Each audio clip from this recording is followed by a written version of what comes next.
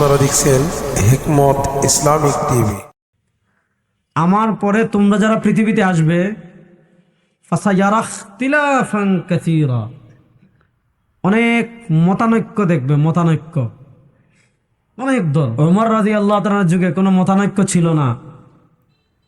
ওসমান রাদিয়াল্লাহু তাআলার খেলাফতের অর্ধেক কাল পর্যন্ত কোনো মতানৈক্য ছিল না। কিন্তু এরপর একদল এই যে আয়োজন করেছে এই বাংলা বাজারের যুব সমাজ, এটা কি প্রশংসনীয় উদ্যোগ? কি প্রশংসনীয় উদ্যোগ না? খুব ভালো কাজ। এজন্য আমরা আবার বলি আলহামদুলিল্লাহ, আলহামদুলিল্লাহ।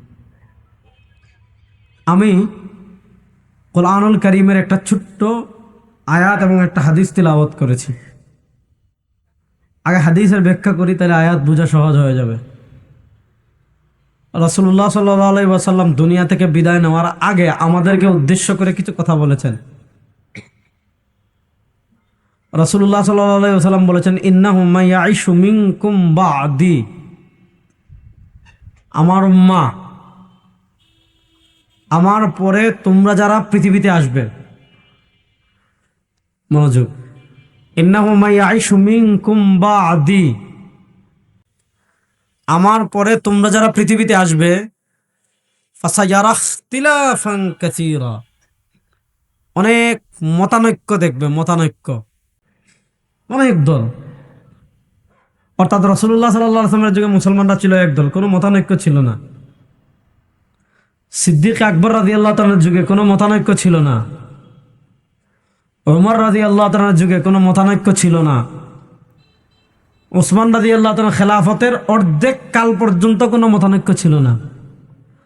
কিন্তু এরপর একদল বেরিয়েছে যারা ডাইরেক্ট ওসমান রাদিয়াল্লাহু তাআলার এটার সমালোচনা, এটার সমালোচনা, এটা ভুল ধরা, যাদেরকে আমরা বলি শিয়া, খারিজি। এই যে মতানৈক্য শুরু হয়েছে, রাসূলুল্লাহ সাল্লাল্লাহু আলাইহি ওয়াসাল্লাম বলেছেন ফাসায়ারা ইখতিলাফান কাসীরা,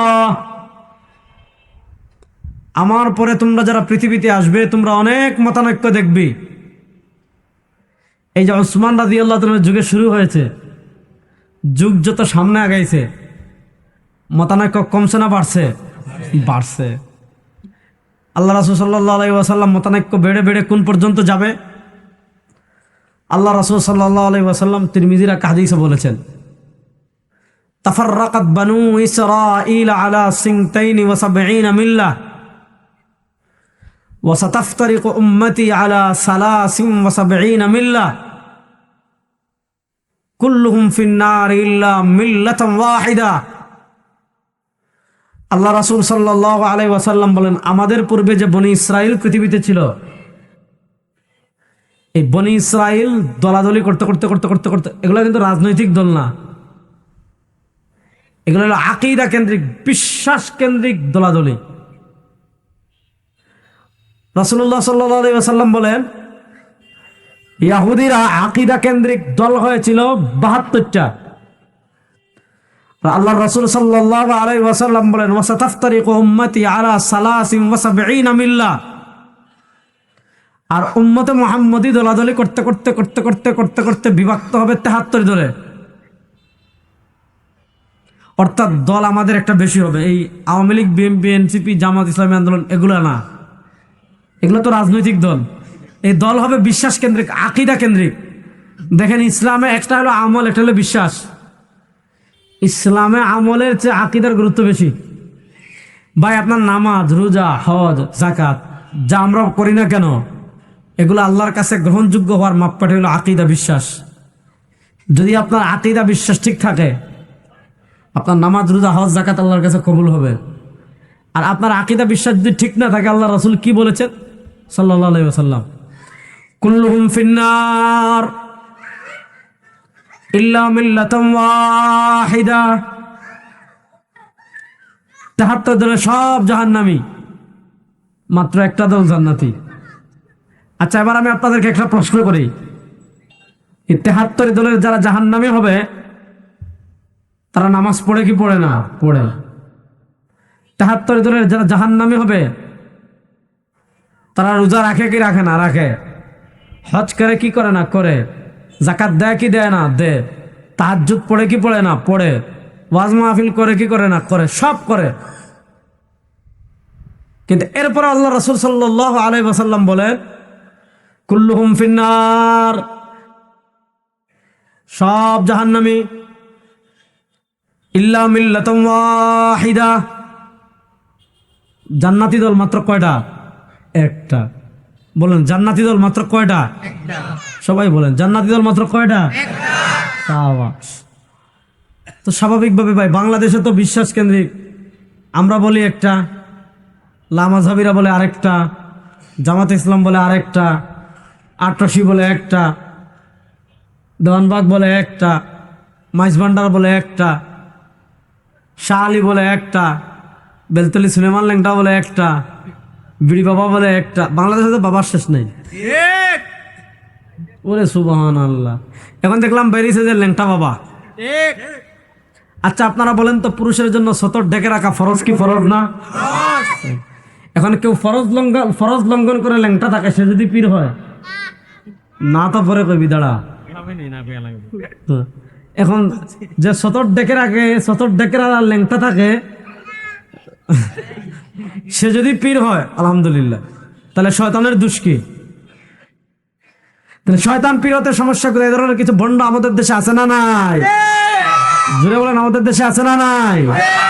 আছে।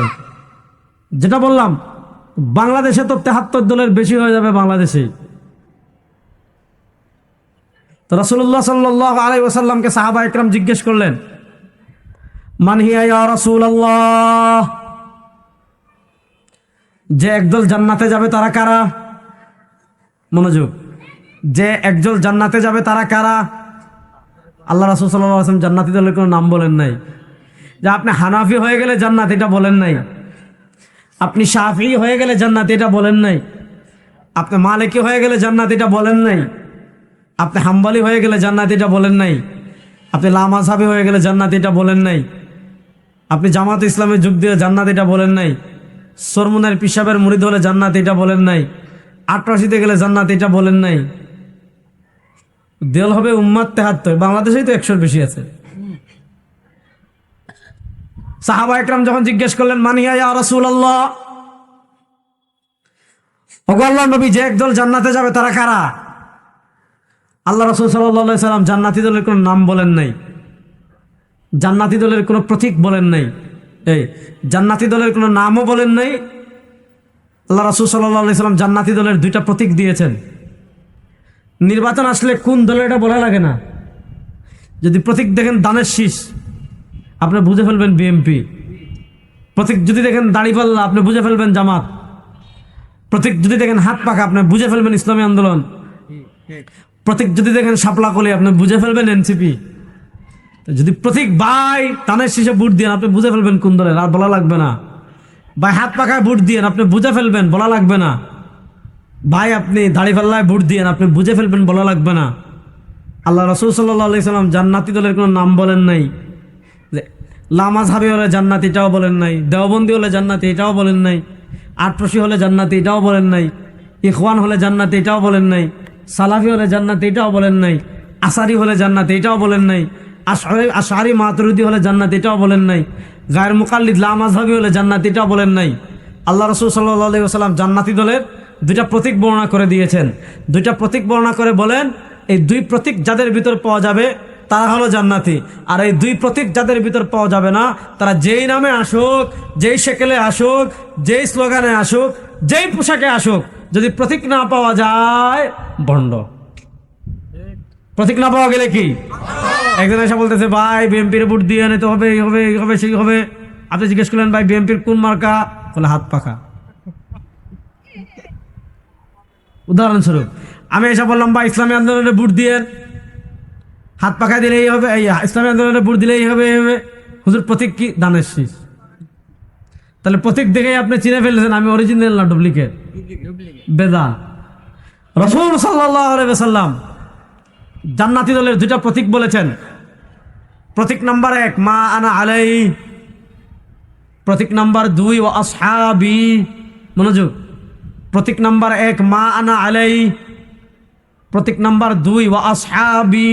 মনোযোগ, প্রতীক নাম্বার 1 মা আনা আলাই, প্রতীক নাম্বার 2 ওয়া আসহাবি।